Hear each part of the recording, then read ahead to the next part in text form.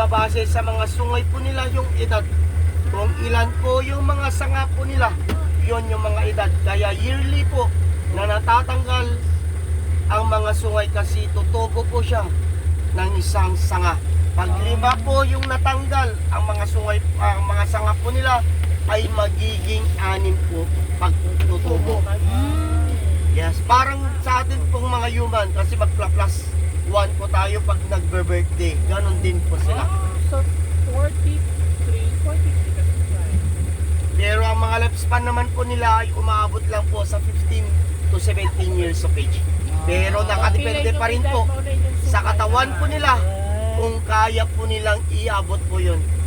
Pero ang maximum po nila talaga ay 15 lang po.